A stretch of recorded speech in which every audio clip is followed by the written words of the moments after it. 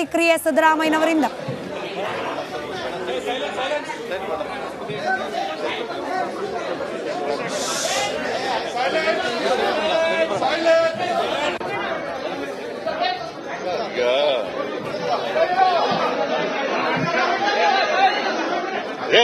ನೀವೇ ಗಲಾಟೆ ಮಾಡ್ತೀರಲ್ರಿ. ಜನಪ್ರತಿನಿಧಿಗಳ ನ್ಯಾಯಾಲಯ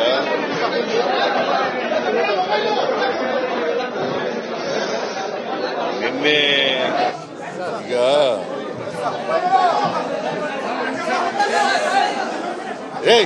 ನೀವೇ ಗಲಾಟೆ ಮಾಡ್ತೀರಲ್ರಿ.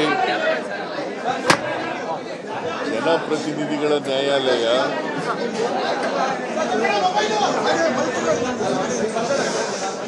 ನಿನ್ನೆ ಕೊಟ್ಟಿರ್ತಕ್ಕಂಥ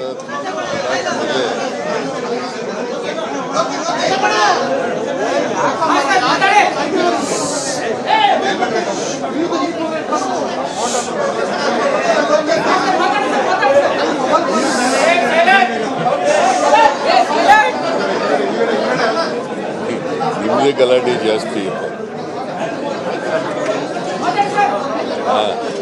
ನಿನ್ನೆ ಕೋರ್ಟ್ನಲ್ಲಿ ಏನು ಆದೇಶ ಆಗಿತ್ತು, ಹೈಕೋರ್ಟ್ನಲ್ಲಿ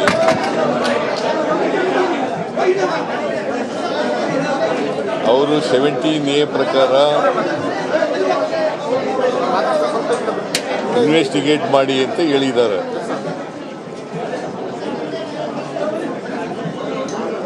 ಇವರು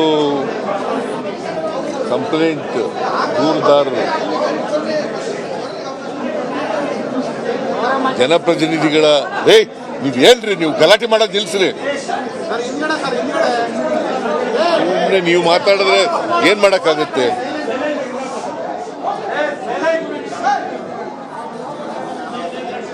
ಜನಪ್ರತಿನಿಧಿಗಳ ನ್ಯಾಯಾಲಯ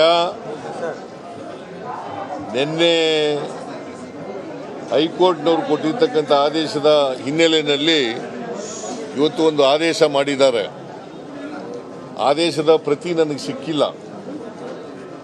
ಪೂರ್ಣ ಆದೇಶವನ್ನು ಓದಿದ ಮೇಲೆ ನಾನು ಸಂಪೂರ್ಣ ರಿಯಾಕ್ಟ್ ಮಾಡ್ತೀನಿ. ಅದರ ಮೇಲೆ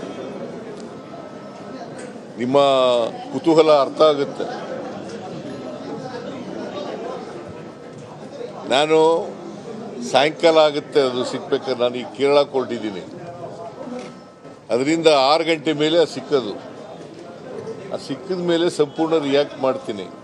ಈಗಾಗಲೇ ನೆನ್ನೆ ಹೇಳಿದ್ದೀನಿ, ನಾವು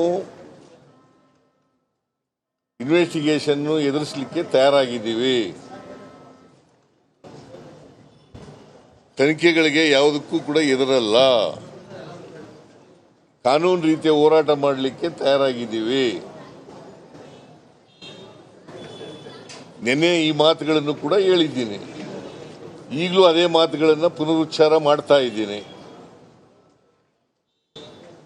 ಈಗ ನನಗೆ ಗೊತ್ತಿರೋ ಮಟ್ಟಿಗೆ ರೆಫರ್ ಮಾಡಿದ್ದಾರೆ ಲೋಕಾಯುಕ್ತಕ್ಕೆ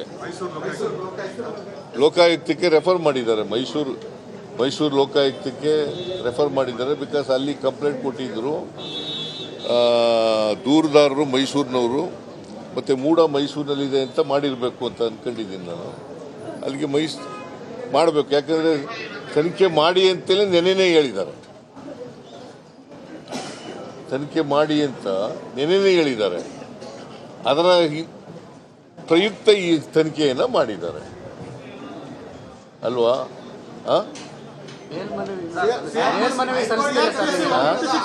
ಹೈಕೋರ್ಟ್ ಆದೇಶ ಮತ್ತೆ ಜನಪ್ರತಿನಿಧಿಗಳ ಆದೇಶ ಎರಡು ಪ್ರಶ್ನೆ ಮಾಡಿ ಏನಾದ್ರು ಮೇಲ್ಮನವಿ ಸಲ್ಲಿಸೋದಕ್ಕೆ ಏನಾದ್ರು ಪ್ಲಾನ್? ನಾವು ಇನ್ನೂ ಮಾತಾಡಿದ್ವಲ್ಲಪ್ಪ. ಪೂರ್ಣ ಆದೇಶ ಸಿಕ್ಕಿದ ಮೇಲೆ ಅಲ್ವ ಅವೆಲ್ಲ ಮಾತಾಡೋದು. ಪೂರ್ಣ ಆದೇಶ ಸಿಕ್ಕಿದ ಮೇಲೆ, ಇವತ್ತಿನ ಆದೇಶ ಸಿಕ್ಕಿದ ಮೇಲೆ ನಾವು ಲಾಯರ್ಗಳ ಜೊತೆ ಚರ್ಚೆ ಮಾಡಿ will take A final decision.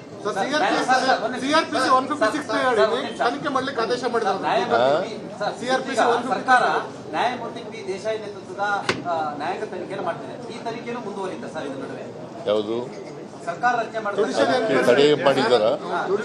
ಅದಕ್ಕೆ ತಡೆ ಮಾಡಿದಾರ? ಅದು ಮುಂದುವರಿಯುತ್ತದೆ. ಅದು ಮೂಡಕ್ಕೆ ಸಂಬಂಧಪಟ್ಟಂತೆ ಮುಂದುವರಿಯುತ್ತದೆ. ಕಮಿಷನ್ಗೆ ತಡೆ ಮಾಡಿಲ್ಲ. ನಾನು ನೋಡಿಲ್ಲ, ಅದಕ್ಕೆ ನಾನು ಹೇಳಿದ್ದು. ಕೇಳಪ್ಪ, ನಾನು ಹೇಳ್ತೀನಿ.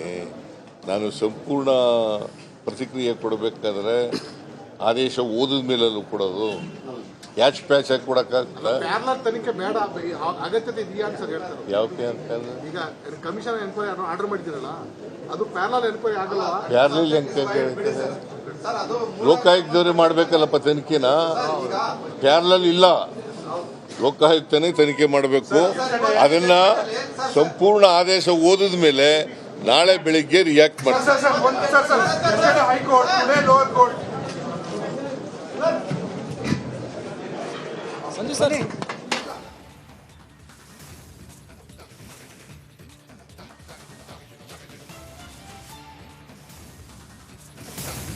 ಲೋಕಾಯುಕ್ತ ತನಿಖೆಗೆ ನಾನು ಸಿದ್ಧನಿದ್ದೇನೆ. ಸಿದ್ದರಾಮಯ್ಯನವರ ಫಸ್ಟ್ ರಿಯಾಕ್ಷನ್.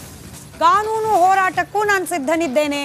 ಲೋಕಾಯುಕ್ತಕ್ಕೆ ಆದೇಶ ಕೊಟ್ಟಿದ್ದಾರೆ, ತನಿಖೆ ಮಾಡಬೇಕು, ತನಿಖೆ ಮಾಡಲಿ. ಎಲ್ಲ ರೀತಿಯ ತನಿಖೆಗೂ ಕೂಡ ಕಾನೂನಾತ್ಮಕ ಹೋರಾಟಕ್ಕೂ ನಾವು ಸಿದ್ಧರಿದ್ದೇವೆ. ನಿನ್ನೆ ಹೈಕೋರ್ಟ್ನಲ್ಲಿ ತೀರ್ಪು ಬಂತು, ಇವತ್ತು ಜನಪ್ರತಿನಿಧಿಗಳ ಕೋರ್ಟ್ ಆದೇಶ ನೀಡಿದೆ. ಎರಡರ ಔಟ್ಕಮ್ ಕೂಡ ಲೋಕಾಯುಕ್ತದಲ್ಲಿ ತನಿಖೆ ಆಗಲಿ. ಮೈಸೂರಿನಲ್ಲಿ ಕೇಸ್ ದಾಖಲಾಗಿದೆ. ನಿನ್ನೆಯೇ ಹೈಕೋರ್ಟ್ ತನಿಖೆಗೆ ಸೂಚಿಸಿದೆ. ಇವತ್ತು ಜನಪ್ರತಿನಿಧಿಗಳ ನ್ಯಾಯಾಲಯ ಕೂಡ ಲೋಕಾಯುಕ್ತ ತನಿಖೆ ನಡೆಸಿ ಅಂತ ಹೇಳಿ ಆದೇಶ ಮಾಡಿದೆ. ಲೋಕಾಯುಕ್ತ ತನಿಖೆಗೆ ನಾನು ಸಿದ್ಧನಿದ್ದೇನೆ. ಇದು ಸಿದ್ದರಾಮಯ್ಯನವರ ಮೊದಲ ಪ್ರತಿಕ್ರಿಯೆ. ಮುಡಾ ವಿಚಾರಕ್ಕೆ ಸಂಬಂಧಪಟ್ಟಂತೆ ಕೋರ್ಟ್ನಲ್ಲಿ ಆಗ್ತಾ ಇರುವ ಬೆಳವಣಿಗೆ, ಅದಾದ ನಂತರ ರಾಜಕೀಯ ವಲಯದಲ್ಲಿ ಆಗ್ತಾ ಇರುವ ಸಂಚಲನ, ಇದರ ಮತ್ತಷ್ಟು ಅಪ್ಡೇಟ್ಸ್ ನಿಮ್ಮ ಮುಂದೆ ಇಡ್ತೀವಿ ಬ್ರೇಕ್ ಆದ್ಮೇಲೆ.